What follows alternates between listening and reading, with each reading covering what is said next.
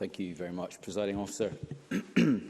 Friends, colleagues, we politicians like to speak, but this is one speech I would rather not be making. The news of the sudden passing of our friend and colleague David Hill came as a shock to each and every one of us, but the outpouring of messages of condolence also has been overwhelming.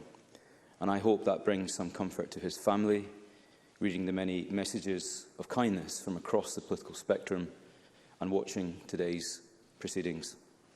Presiding Officer, David Ross Hardy-Hill was born on the 17th of April 1991. He passed away on Saturday afternoon doing what he loved, playing rugby with his friends. David was a people person, a true gentleman. He was kind, generous, respected and well-liked. He was a friend to all, and our thoughts are not only with his family, but those close friends who were enjoying his company on that rugby trip to Ireland, a trip that I joined them on just a few years ago. So I too know how much fun and camaraderie they will all have been sharing this weekend. It may be a cliche, but David really was one of the genuinely nice guys in the world. He was a huge rugby fan. He was actually one of the founding members of this Parliament's rugby team. And as it so often does, Presiding Officer, sport brings together those with differences of opinion and different views, and it forges unlikely friendships and alliances. David played scrum half for the Parliament, but also for the Dumfries Saints and Dundee University Rugby Club. He followed our Scottish national team with passion as a season ticket holder at Murrayfield, but away on trips to England, Ireland and Italy, cheering them on in their wins and their defeats with equal passion. David was a bagpiper. I didn't know this when I first met him. I recall once telling him, actually, that I was never overly fond of the bagpipes. But I'm sure you're most excellent, I said.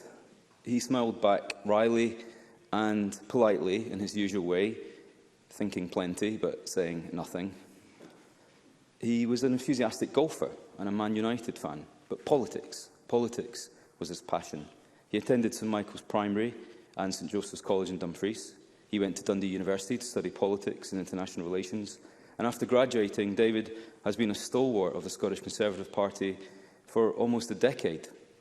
He campaigned and organised and helped with the Better Together campaign in the referendum. He was a campaigner with David Mundell in the Scottish Parliament here. He was part of our party leader Douglas Ross's team in the last election, driving him around from place to place, donning his blue jacket, leaflet bundle in one hand and probably tweeting and taking pictures with the other.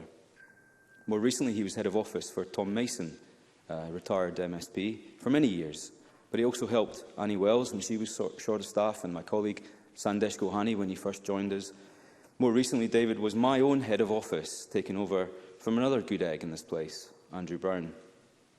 You know, we often spend more time with our staff here than we do with our own families and friends. And I'm sure my endless team WhatsApp messages drove David to utter distraction. But he never, ever once complained. Because our staff are always there for us. They shield us, they support us, they humour us, and they do so with a sort of humility and patience that I can only aspire to. We cannot do the job we do without them, and I know that's a story that will be familiar to all of you in this chamber. Our grief here is not unique. Our thoughts and prayers today are with David's family.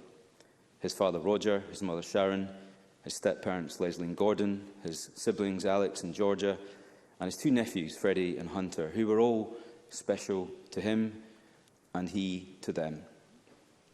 I take great comfort in the words of David's father, who I spoke to on Saturday in our first exchange after learning the awful news. Roger said, David was living his best life. And, Presiding Officer, isn't that the highest accolade or aspiration for any of us? He was taken from us living his best life, doing what he loved, with the people he loved. When I arrived at my desk this morning, some kind soul had placed a vase of daffodils on David's desk. They are a very visual reminder that the gloom of winter does and will pass. So I pray that the passage of time will ease the pain of those grieving today. And when we applaud David and the response to the remarks spoken today, let us also applaud each and every one of our own respective teams too. Because David's legacy will be his passion for crossing political boundaries and divisions, with no motivation other than simply to be kind.